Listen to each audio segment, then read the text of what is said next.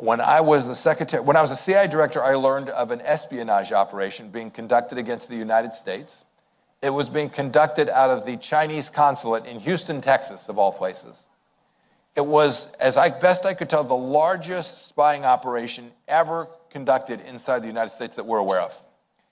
And we'd allowed it to go on for years because we were afraid that if we shut it down, they would do something bad to us, right? It was this fear of escalation, if you will, diplomatic in that sense, escalation. So the State Department always was against it.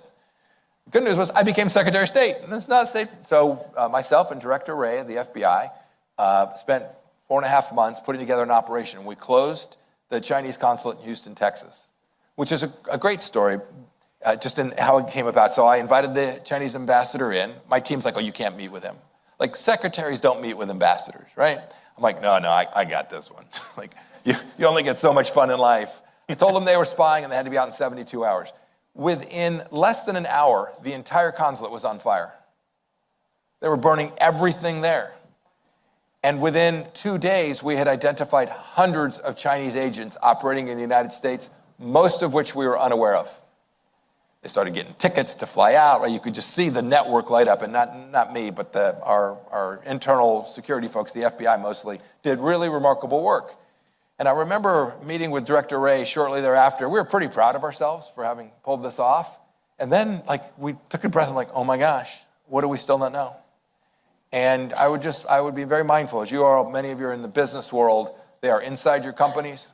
They're trying to get inside your security systems. This is a full-on effort to undermine Western civilization. It's not just about stealing intellectual property. It's about shaping the minds of Canadians. And as we sit here, many of you are young. Some of you have on your phone, or your children and grandchildren have on their phone, basically the Chinese Communist Party messaging team. And they're telling your kids things, and you can't disintermediate it. And they're telling them Canada sucks.